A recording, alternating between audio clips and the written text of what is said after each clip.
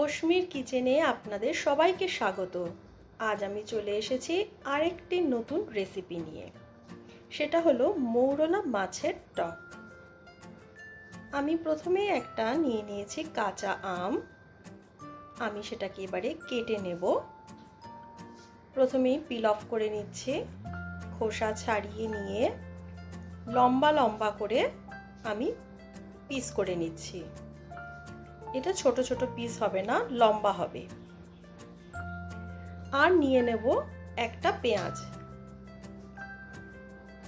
আর হলো মৌরলা মাছ আমি নিয়েছি প্রায় 250 গ্রামের মতো।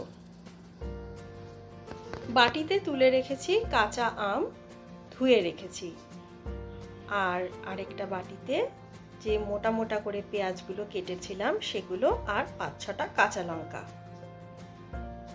এবারে আমি মৌরলা মাছগুলোকে ভালো করে ধুয়ে নিয়েছি। দিয়ে দিলাম 1 চামচ মতো লবণ আর হলুদ গুঁড়ো 1/2 চামচ। এবার এটাকে আমি ভেজে নেব। তার জন্য দিয়ে দিলাম কড়াইতে সর্ষের তেল দিলাম প্রায় 3 টেবিল চামচ মতো। এই সময় আমি ফ্লেমটাকে হাই করে দিলাম। নুন হলুদ দিয়ে রেখেছিলাম মাছগুলোতে, এবার সেটাকে ভালো করে মেখে নিচ্ছি। মাছগুলো দিয়ে দিচ্ছি, তবে পুরো মাছ একসাথে কিন্তু আমি এখানে দেব না। পুরো মাছ যদি আমি একসাথে দিই তাহলে কিন্তু মাছগুলো ভেঙে যাওয়ার একটা সম্ভাবনা থাকবে। তাই কিছুটা মাছ আমি এখানে দিয়েছি, বাকি মাছ আবার পরে দেব, একসাথে ভাজবো না। মাছ অনেকটাই হয়ে এসেছে, নাড়িয়ে চাড়িয়ে দিচ্ছি।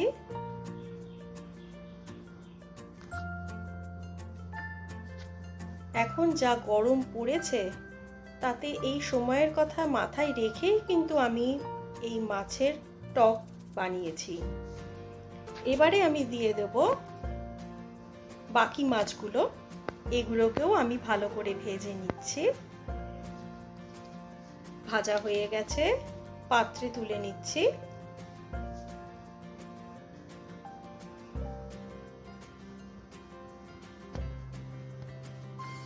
এখন আমি দিয়ে দেব যে পেঁয়াজ আর কাঁচা লঙ্কা রেখেছিলাম সেইগুলো।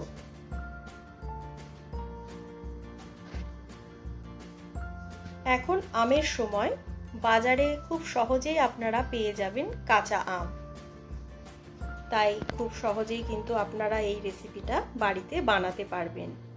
আর এটা গরমকালে খাওয়ারই রেসিপি। কাঁচা আমটাও দিয়ে দিলাম, ভালো করে নাড়িয়ে চাড়িয়ে নিচ্ছি। এটা একটু সেদ্ধ হওয়া পর্যন্ত ওয়েট করতে হবে।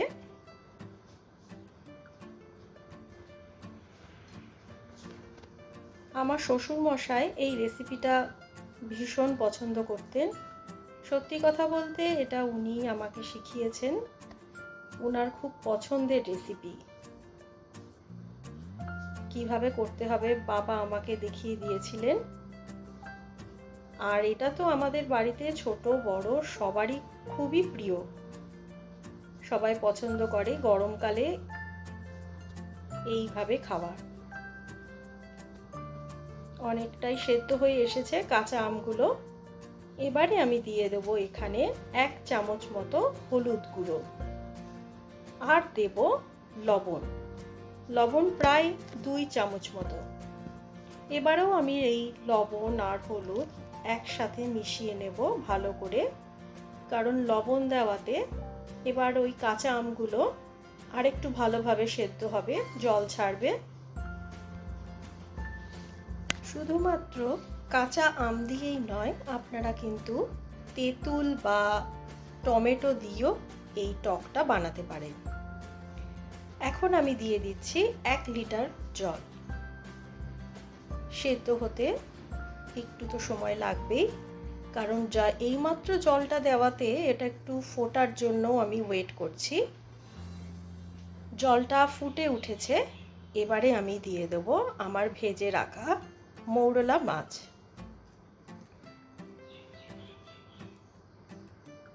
এই সময় আমি দেব রাঁধুনি 1 টেবিল চামচ মতো। হাতে ঘষে এটা দেবেন। হাতে ঘষে না দিলে কিন্তু ভালো গন্ধ বের হয় না।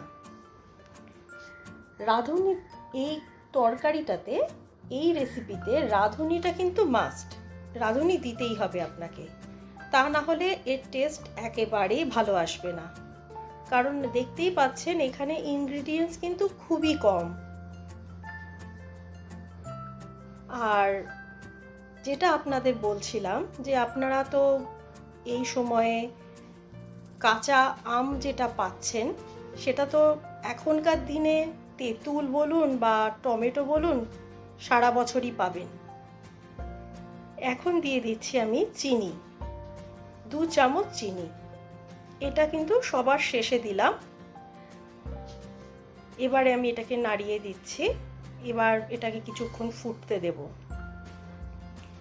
যেটা বলছিলাম আপনাদের, আপনারা যে চাইলেই এটা আপনারা সারা বছর করতেই পারেন, কিন্তু গরমের সময় টক খাওয়া এটা কিন্তু আলাদা একটা আমেজ, বিশেষ করে কাঁচা আম। আর কাঁচা আমের সময় যেহেতু গরমকাল, তাই এই সময় এটা খাওয়ার উপকারিতাও আছে। চাইলেই আপনারা সারা বছর করতেই পারেন। এটা শরীরকে কিন্তু ঠান্ডা রাখে। কেমন লাগলো এই রেসিপিটা অবশ্যই জানাবেন। আমার আজকের রেসিপি